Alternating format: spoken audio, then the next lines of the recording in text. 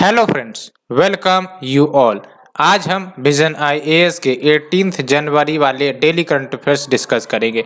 Discuss करने से पहले आपका जो रिक्वेस्ट है सोसाइटी के लेक्चर सीरीज प्रोवाइड करने का, हालांकि मैं आपको प्रोवाइड करूंगा आने वाले समय में, लेकिन कुछ टाइम कंस्ट्रेंट अभी चल रहे हैं। दैट्स वाई मैं आपको रेगुलर बेसिस पे जो लेक्चर सीरीज है वो नहीं प्रोवाइड कर पा रहा हूं।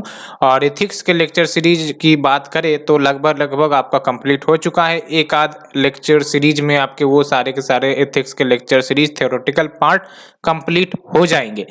और सोसाइटी की बात करें तो एथिक्स लेक्चर सीरीज एक बार कंप्लीट होने के बाद हो सकता है मैं सोसाइटी के लेक्चर सीरीज लॉन्च कर दूं। थोड़ा सा आपको इंतजार एंड पेशेंस रखना पड़ेगा। एंड जो वीडियो सीरीज आएंगी आपकी सोसाइटी की वो आधा से 1 घंटे के बीच में होंगी, सो दैट जो टाइम कंस्ट्रेंट होने के बावजूद आपको मैं एक्स्ट्रा टाइम निकाल कर वो सोसाइटी के लेक्चर सीरीज वाले वीडियो प्रोवाइड कर सकूं। और इन सारे जुड़े इन्फॉर्मेशन आपको प्राप्त करने हैं, साथ ही साथ अदर रेलिवेंट डाटा जो आप इस्तेमाल कर सकते हो मेंस आंसर राइटिंग में, वहाँ पर टेलीग्राम चैनल से आप जुड़ सकते हैं। टेलीग्राम चैनल मैं आपको डिस्क्रिप्शन में दे दूंगा एंड वहाँ पर से आप जुड़ सकते हैं टेलीग्राम चैनल पे। काफ़ी बेनिफिशियल होगा आपके लिए। और साथ ही साथ आने वाले समय में जो भी क्लासेस लाई जाएंगी उसके बारे में आपको एडवांस जानकारियाँ वहाँ पर उपलब्ध हो जाएंगी। You can join it, the link is given in the description below the video. So friends, 5 articles आज डिस्कस करने हैं। पहला article basically PM delivers state of the world a special address at the World Economic Forum Davos agenda. तो क्या की highlight है PM के address के, इसको हम डिस्कस करेंगे और कहां पर इन सब बातों का इस्तेमाल हो सकता है वो भी हम देखेंगे। क्योंकि ये सब जो एड्रेस की जाती है पीएम के द्वारा, इनके जो बातें निकल कर आती हैं कहीं ना कहीं ये इंडिकेट करता है कि आने वाले समय में कौन से मैटर जो है काफ़ी ज़्यादा महत्वपूर्ण होने वाले हैं और उस पर क्या एक्शन एजेंडा लिए जाने की बात है। So without delaying let's discuss to the syllabus first. तो आप देख सकते हो आर्टिकल नंबर 1 आपका GS paper 3 important international institution agencies forum their structure and their mandate इसके अंतर्गत आएगा।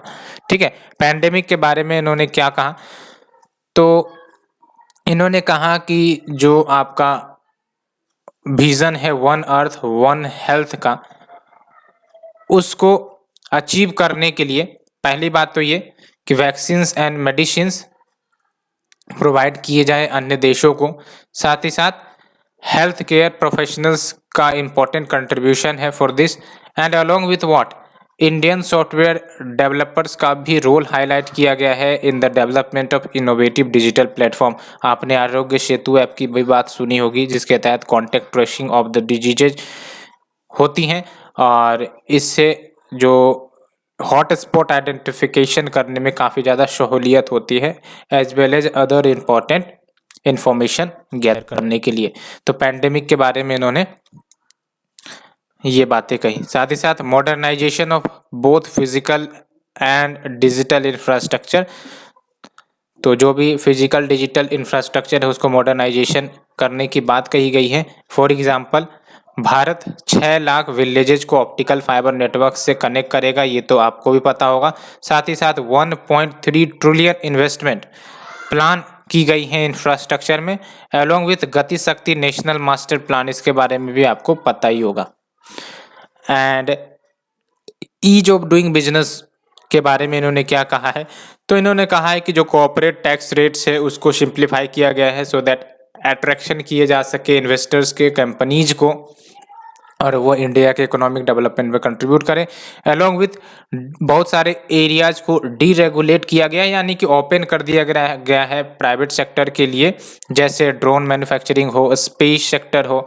स्पेस सेक्टर में आपको भी पता है प्राइवेट कॉपरेशन की भी बात चल रही है, जियो स्पेशियल मैपिंग हो। साथ ही साथ जो आउटडेटेड टेलीकॉम रेगुलेशन है उसमें भी आपके रिफॉर्म्स लाए गए हैं related to the information technology and business processing outsourcing sectors. Along with what देख सकते हो 25,000 रेगुलेटरी कंप्लाइंसेस को पास्ट ईयर्स में रिड्यूस किए गए हैं, यानी कि यूँ कह सकते हो कि ये जो कंप्लाइंसेस, रेगुलेटरी कंप्लाइंसेस जिसके कारण बिजनेस करने में दिक्कतें होती थी, है ना, एक प्रकार से इजीनेस नहीं आ पाती थी टू डू द बिजनेसेस, तो उनको भी ख़त्म किया गया है। तो ईज ऑफ डूइंग बिजनेस के लिए ये सब कार्य किए गए। अदर रिफॉर्म्स की बात करें तो पहली बात तो ये कि ग्लोबल गवर्नेंस स्ट्रक्चर में रिफॉर्म की गई हैं to deal with the contemporary policy changes, जैसे आपका uniform view on crypto currency. And next is your making life, life मतलब लाइफ स्टाइल फॉर एनवायरनमेंट, उसको मास मूवमेंट में तब्दील करना, so that pro planet people approach की नींव रखी जा सके। क्या मतलब होता है प्रो प्लैनेट पीपल अप्रोच? यानी कि जो भी एक्टिविटीज हम करते हैं वो इन्वायरमेंट को ध्यान में रखकर किया जाना चाहिए, है ना। ऐसा नहीं कि हम जो है ओवर एक्सप्लॉयटेशन करते रहें, तो ऐसा नहीं होगा। तो ये अच्छे से याद रखना है प्रीलिम्स के लिए कि ये जो आपका लाइफ का कंसेप्ट है, यानी कि लाइफ स्टाइल फॉर एनवायरनमेंट, हम ऐसी लाइफ स्टाइल रखें जो एनवायरनमेंट के लिए भी अच्छी हो, उसको मास मूवमेंट में तब्दील करना है, सो दैट स्ट्रॉन्ग फाउंडेशन रखा जा सके P3 का, यानी कि pro planet people approach, PPP, इसी के लिए इसको हम 3P कह रहे हैं, ठीक है, P3 कह रहे हैं। और अगर हम बात करें WEF यानी कि वर्ल्ड इकोनॉमिक फोरम की, तो इसे 1971 में इस्टेब्लिश किया गया था और ये नॉट फॉर प्रॉफिट फाउंडेशन है। इसका हेडक्वार्टर आपका जेनेवा स्विट्जरलैंड में है। और ये बेसिकली क्या करता है, तो various political, business and cultural leaders हैं उन सबको एक साथ एक प्लेटफॉर्म पर लाता है और ultimately global regional industry agendas को भी शेप करता है। एंड डेवोस एजेंडा के अंतर्गत क्या है, तो डेवोस एजेंडा के तहत जो ग्लोबल लीडर्स है उनको मोबिलाइज किए जाते हैं कि वेरियस प्रिंसिपल्स, पॉलिसीज, पार्टनरशिप जो नीडेड है in the challenging new context,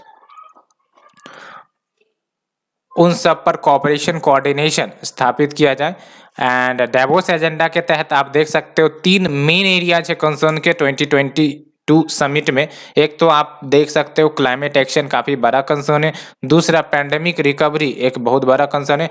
तीसरा इकोनॉमिक एंड सोशल रिलायंस, ये भी आपके 3 मेन एरियाज हैं कंसर्न के। क्लाइमेट तो यही है, पैंडेमिक जो आपकी आई और उसके बाद उसको रिकवर करना है देश को, ग्लोब को, तो ये दूसरा कंसर्न है। तीसरा है इकोनॉमिक एंड सोशल रेजिलेंस। तो ये हमने फ्रेंड्स आर्टिकल नंबर 1 डिस्कस किया। Let's move to the second article, biodiversity by 2030 transforming cities relationship with nature report released. तो बेसिकली इसके बारे में डिस्कस करेंगे। Let's move to the syllabus first. यहाँ पर ध्यान रखना बायोडाइवर्सिटीज है, CITIES, काफ़ी नायाब कंसेप्ट देखने को मिल रहा है, डिस्कस करेंगे। तो आर्टिकल नंबर 2 की अगर हम बात करें तो डायरेक्ट चलते हैं कंजर्वेशन, इन्वायरमेंटल पॉल्यूशन, डिग्रेडेशन, इस टॉपिक में। तो ये जो आपका बायोडाइवर्सिटीज बाय 2030 रिपोर्ट रिलीज की गई है, ये किसके द्वारा रिलीज किया गया है?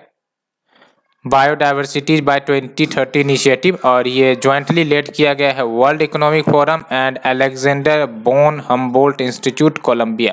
तो ये जरूर याद रखने हैं, ये आपके WHO के नहीं हैं, ये आपके UNEP के नहीं हैं, ये आपके ज्वाइंटली लेड इनिशिएटिव है World Economic Forum plus Alexander von Humboldt institute Colombia का। और इसका बेसिक फोकस क्या है, तो जो सिटी गवर्नमेंट्स हैं उनको सपोर्ट किया जाएगा, बिजनेसेस, सिटीजन, इन सब को सपोर्ट किया जाएगा, सो दैट ये चॉइसेस बना सके जो सिटीज को एक प्रकार से तैयार किया जा सके कि जो भी सिटीज होंगी वो नेचर के अकॉर्डिंग्स बने।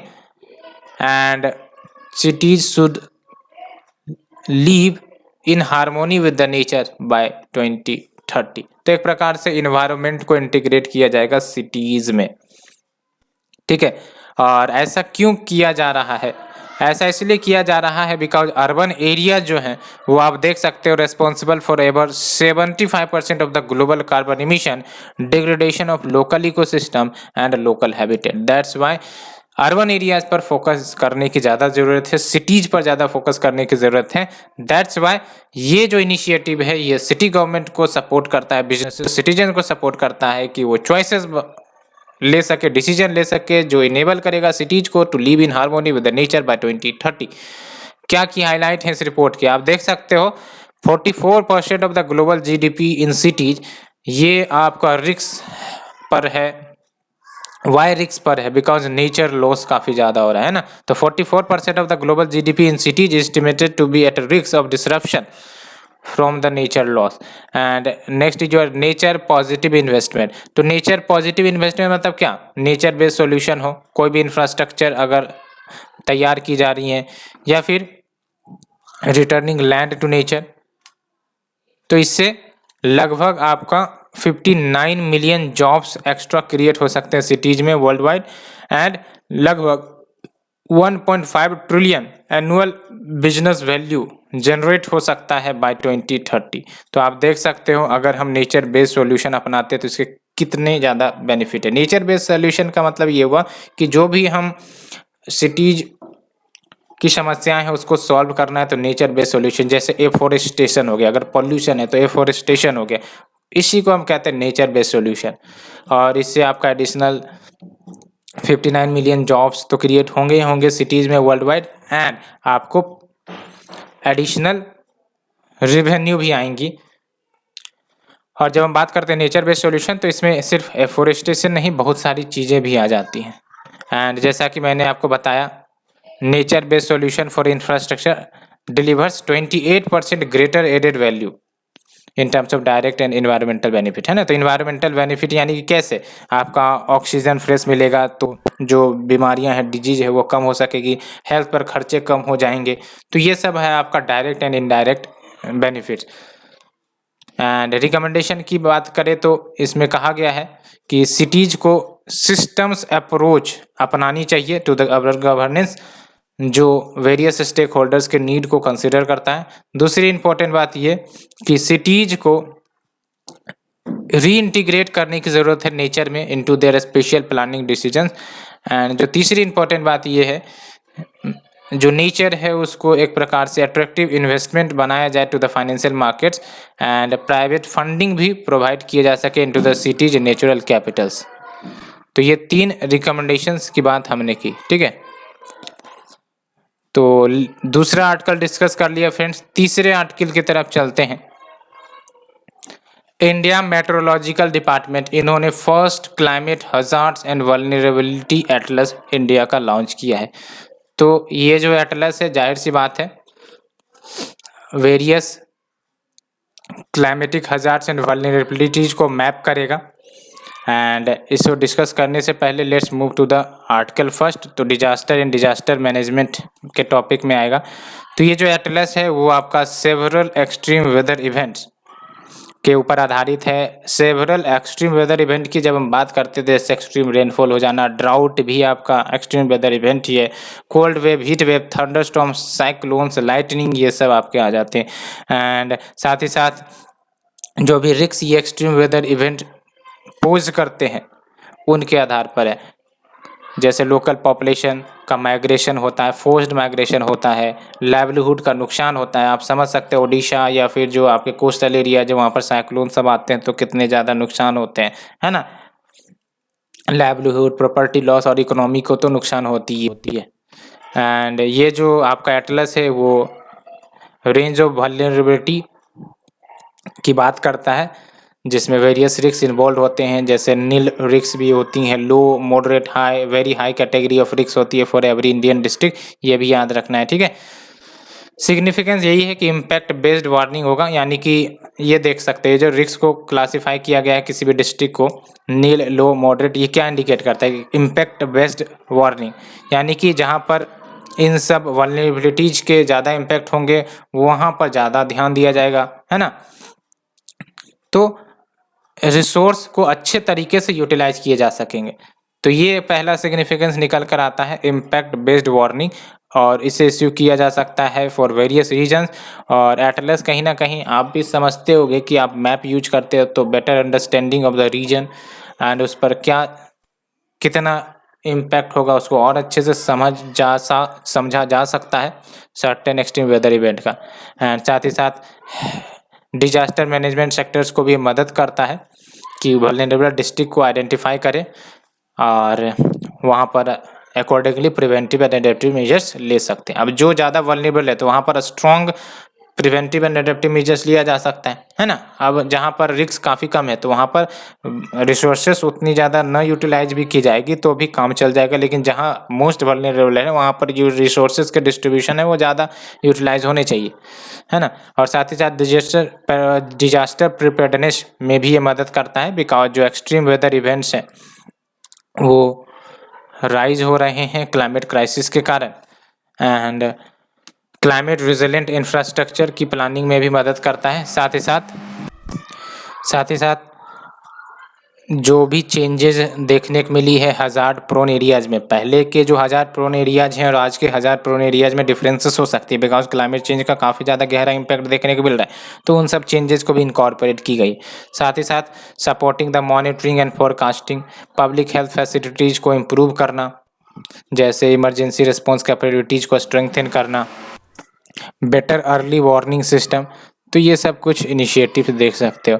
हज़ार्ड की बात करें तो हज़ार्ड कोई फिजिकल फेनोमेना हो सकती है जो लोगों को थ्रेट करती हैं, उनके जो भी इकोनॉमिक एसेट्स हैं, स्ट्रक्चर्स है, उनको डिस्ट्रॉय करने की पोटेंशियल रखती है। और हज़ार्ड जो है वो आपका डिजास्टर में परिवर्तित हो सकता है। याद रखना, hazard is not a disaster, ठीक है। डिजास्टर मतलब घटनाएं घट गई और अल्टीमेटली वो वेरियस इम्पैक्ट्स लेकर आ रही है। हज़ार्ड मतलब वल्नरेबिलिटी जो कहीं ना कहीं डिजास्टर में बदल सकती है, ठीक है। एंड वल्नरेबिलिटी की बात करें तो इसके तहत फॉर एग्जांपल कोई भी स्ट्रक्चर है या फिर कम्युनिटी है या फिर सर्विस है या ज्योग्राफिकल एरिया है, कितना ज़्यादा डैमेज होगा या डिसरप्ट होगा अगर कोई पार्टिकुलर हज़ार्ड आता है, तो उसको हम वल्नरेबिलिटी कहते हैं ना।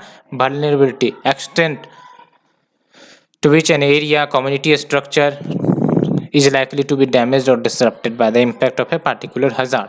तो ये हमने फ्रेंड्स आर्टिकल नंबर 3 डिस्कस किया। Let's move to the article number 4। Ministry of textile clears 20 strategic projects under the national textile mission. तो क्या है ये नेशनल टेक्सटाइल मिशन, और सबसे इंपॉर्टेंट बात ये है कि टेक्निकल टेक्सटाइल्स क्या है। तो प्रीलिम्स के लिए टेक्निकल टेक्सटाइल कीवर्ड जानने जरूरी है। तो चलिए शुरू करते हैं। एंड आर्टिकल नंबर 5 देख सकते हो, E technology. Article number 4, Indian economy and issues related to planning, mobilisation, resources, growth, development and employment, इसके अंतर्गत कवर होगा, ठीक है। तो ये जो आपका 20 स्ट्रेटेजिक प्रोजेक्ट्स रिलीज किए गए हैं, क्लियर किए गए हैं under the national technical textile mission, ये आपके speciality fibres and Jio textile के अंतर्गत आएंगे।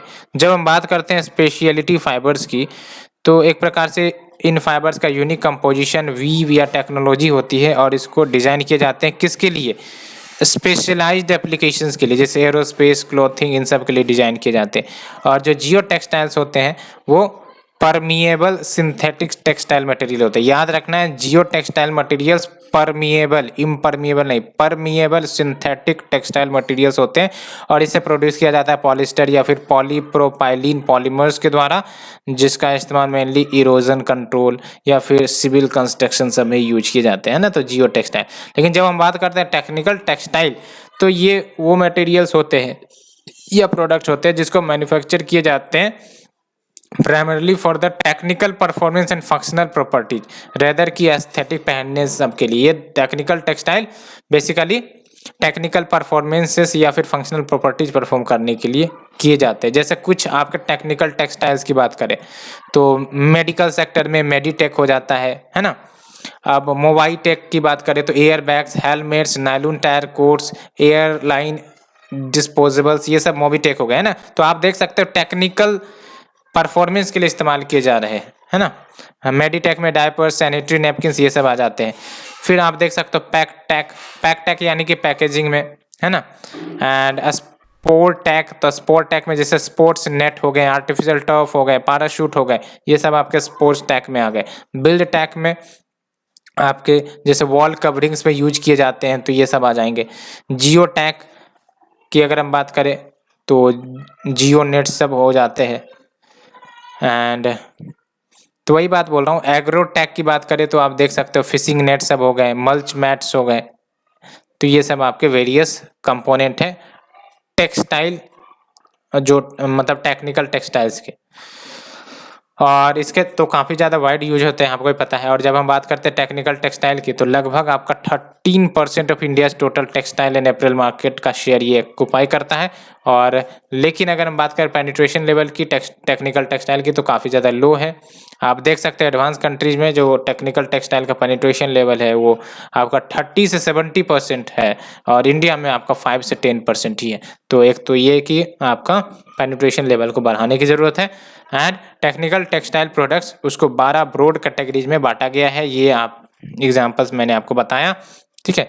और अगर हम बात करें इस मिशन की, नेशनल टेक्निकल टेक्सटाइल मिशन की, तो ये जो आपका नेशनल टेक्निकल टेक्सटाइल मिशन है, बेसिकली इसका एम यही है कि जो इंडिया है उसको ग्लोबल लीडर बनाया जाए टेक्निकल टेक्सटाइल में। और ये टेक्निकल टेक्सटाइल के डिफरेंट यूजेज पर फोकस करता है in various flagship mission programs, जैसे स्ट्रेटेजिक सेक्टर भी हो गई। और एनटीटीएम को अप्रूव किया गया है 4 ईयर इम्प्लीमेंटेशन पीरियड, यानी कि फाइनेंशियल ईयर 2020 टू लेकर फाइनेंशियल ईयर 2023-24। और कंपोनेंट ऑफ एनटीटीएम की बात करें तो एक तो रिसर्च इनोवेशन एंड डेवलपमेंट करना, and promotion and market development, education, training and skilling के क्षेत्र में एडवांस करना, एक्सपोर्ट प्रमोशन भी करना। तो क्या क्या कंपोनेंट पर फोकस किया गया एनटीटीएम के तहत, तो innovation and development, promotion and market development, education, training and skill, export promotion. So friends, इसके डिस्कस करने के बाद let's move to the next article. India needs green revolution 2.0 to make agriculture more climate resistant sustainable RBI. ये आप direct use कर सकते हो agriculture के कुछ टॉपिक में, है कि अब हमें ग्रीन रिवॉल्यूशन 2.0 की तरफ जाने की जरूरत है, so that climate resistant sustainable agriculture बनाया जाए। और ये किसका कहना है? आरबीआई का, ठीक है। तो सिलेबस में आ जाते हैं। सबसे पहली बात तो ये, तो कहाँ गया, एक सेकेंड फ्रेंड्स। तो आप देख सकते हो E technology in the aid of farmers. So आप देख सकते हो जो कोविड-19 का फेज आया था, और उस समय सारे सेक्टर्स कहीं ना कहीं निगेटिव ग्रोथ में थे, लेकिन एक सेक्टर जो पॉजिटिव ग्रोथ में था वो था हमारा इंडियन एग्रीकल्चर, है ना।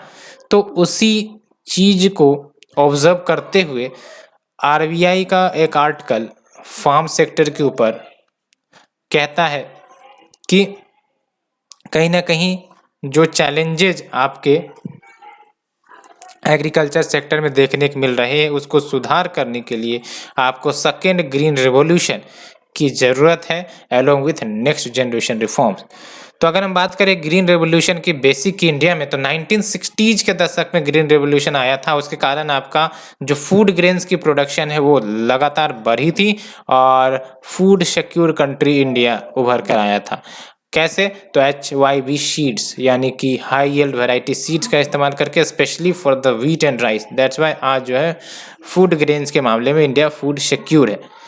क्या क्या चैलेंजेस आइडेंटिफाई किए गए हैं जिसको रिजॉल्व करने की ज़रूरत है? एक तो आपका प्रोडक्टिविटी, मैकेनाइजेशन एंड इरिगेशन, वो बहुत ही लोअर है, यानी कि प्रोडक्शन तो हो रहे हैं, लेकिन अगर हम कंपैरिजन करें वेरियस नेशंस के साथ, जैसे चाइना के साथ अगर हम देखें, है ना, यूएस के साथ देखें, तो इंडिया की प्रोडक्टिविटी काफ़ी कम है। लेकिन अगर प्रोडक्टिविटी पर फोकस किया जाए, प्रोडक्टिविटी यानी कि पर यूनिट एरिया में कितना ज़्यादा आप प्रोड्यूस कर पाते हो, तो इंडिया प्रोडक्टिविटी में काफ़ी ज़्यादा पीछे है। तो प्रोडक्टिविटी को इन्हांस करने की ज़रूरत है। मैकेनाइजेशन में भी बहुत पीछे है, एंड इरिगेशन पोटेंशियल तो बहुत है, लेकिन इरिगेशन की जो फैसिलिटीज़ हैं वो हर जगह पर अवेलेबल नहीं है। तो कुछ चैलेंजेस आपको ध्यान रखने हैं इंडियन एग्रीकल्चर में: प्रोडक्टिविटी, मैकेनाइजेशन, इरिगेशन, ठीक है, compare to the international standard. And climate change, agriculture waste management, fragmentation, ये सब भी इश्यूज काफ़ी ज़्यादा हाईलाइटेड होते हैं। क्लाइमेट चेंज और उसका जो डिपेंडेंसी है, जैसे मॉनसून पर काफ़ी ज़्यादा फार्मर डिपेंड करते हैं। अब क्लाइमेट चेंज के कारण मॉनसून पैटर्न काफ़ी ज़्यादा डिस्टर्ब हो जाता है, तो ऐसे में जो प्रिडिक्शन है वो करेक्ट नहीं हो पाते, और जो फसल का जो पूरा साइकिल है वो गड़बड़ हो जाता है। तो climate change, agriculture waste management fragmentation ये सभी एक इश्यू निकल कर आ रही है। साथ ही साथ जो एग्रीकल्चर सेक्टर में आपको पता है डिसगाइज्ड अनएम्प्लॉयमेंट, डिसगाइज्ड एम्प्लॉयमेंट यानी कि ये जहाँ एक व्यक्ति की जरूरत है वहाँ पर 5 व्यक्ति कार्य कर रहे हैं, ये है आपका डिसगाइज्ड अनएम्प्लॉयमेंट। ठीक है, तो ये भी एक बड़ी समस्या है। एंड साथ ही साथ volatility of food prices. And दूसरी इंपॉर्टेंट बात, over production of various crops जैसे राइस, व्हीट, शुगर केन, इन सब का देखने को मिलता है। इसके कारण क्या हो रहा है, ग्राउंड वाटर टेबल है का रैपिड डिप्लीशन हो रहा है, सॉइल डिग्रेडेशन हो रहा है, मैसिव एयर पॉल्यूशन देखने को मिल रहा है। ठीक है, एंड साथ ही साथ जो करंट अवेलेबिलिटी है कोल्ड स्टोरेज फैसिलिटी की वो हाईली स्क्यूड है। कैसे, तो आप देख सकते हो 70% जो कंट्री की टोटल कैपेसिटी है कोल्ड स्टोरेज की वो कहाँ पर जाके चिपकी हुई है, मात्र 4 राज्यों में, उत्तर प्रदेश, वेस्ट बंगाल, पंजाब और गुजरात, है ना। तो क्या दिखा रहा है, काफी ज्यादा स्क्यूड है। अब दूसरे राज्यों में अगर प्रोडक्शन ज्यादा किया भी जाता है तो सबसे पहली बात तो कोल्ड स्टोरेज फैसिलिटी की जरूरत होगी सो दैट उन फूड्स को स्टोर किया जा सके। ठीक है, तो ये सब होता है इंफ्रास्ट्रक्चर बोटलनेक्स, जिसके कारण एग्रीकल्चर प्रभावित हो जाते हैं। प्रोडक्शन बढ़ाने के बारे में भी एक बार सोचना पड़ सकता है। एंड साथ ही साथ इन सारे चैलेंजेस को एड्रेस करने पड़ेंगे और उसके लिए कहीं ना कहीं सेकेंड ग्रीन रिवॉल्यूशन की जरूरत है। फोकस किस पर होगा, तो वाटर एनर्जी नेक्सस। साथ ही साथ एग्रीकल्चर को क्लाइमेट रेजिस्टेंस बनाए जाने चाहिए, इन्वायरमेंटली सस्टेनेबल बनाने चाहिए, यूज ऑफ बायोटेक्नोलॉजी, साथ ही साथ wider use of digital technology and existing services and better post harvest loss management and revamp of cooperative movement. तो कोऑपरेटिव मूवमेंट का रिवैम्प भी किया जाए। तो फ्रेंड्स ये सब हमने डिस्कस किया। ऑल दीज आर्टिकल्स होप आप लोगों को समझ में आई होंगी और काफ़ी कम समय में आज डिस्कस हो गए। धीरे धीरे ये जो आपके आर्टिकल डिस्कशन है वो टाइमिंग कम हो ही जाएंगे। कुछ एक आध आर्टिकल जो काफ़ी ज़्यादा कंसेप्चुअल होते हैं उनको समझने में टाइम लगती है, दैट्स वाई डिले हो जाती है। सो फ्रेंड, अगर आपको ये आर्टिकल अच्छा लग रहा है तो प्लीज़ लाइक शेयर सब्सक्राइब करें and please do join the Telegram channel. Thank you friend, thank you very much for the today's discussion. और यहाँ पर एक क्लारिफिकेशन दी गई है, यहाँ पर आप देख सकते हो under the India's forest report 2021 जो रिलीज हुआ है, मिजोरम को यहाँ बताया गया था इस न्यूज में जहाँ हाईएस्ट फॉरेस्ट कवर है, फॉलोड बाय अरुणाचल प्रदेश। तो यहाँ पर जो मिजोरम की बात, ये तो मैंने आपको बताया था as a terms of percentage area, है ना। जैसे मिजोरम है तो मिजोरम का एरिया देखा जाए ज्योग्राफिकल एरिया तो काफ़ी छोटा होता है, लेकिन परसेंटेज टर्म में अगर फॉरेस्ट कवर की बात करें तो परसेंटेज टर्म में तो डेफिनेटली आपका मिजोरम हाईएस्ट होगा। लेकिन ओवरऑल अगर बोला जाए कि फॉरेस्ट एरिया किसका ज़्यादा है तो ओवरऑल तो मध्य प्रदेश का है, लेकिन परसेंटेज के टर्म में देखा जाए तो मिजोरम है, दूसरे नंबर पर आपका अरुणाचल प्रदेश आता है। ठीक है, तो परसेंटेज के टर्म में डिफरेंट हो जाता है, ओवरऑल अगर देखा जाएगा तो वो डिफरेंट हो जाएगा। तो अच्छे से याद रखना, प्रीलिम्स के लिए इसमें कंफ्यूज नहीं होने हैं। ठीक है, सो फ्रेंड्स आज के लिए इतना ही। Thank you friend, thank you very much for this discussion.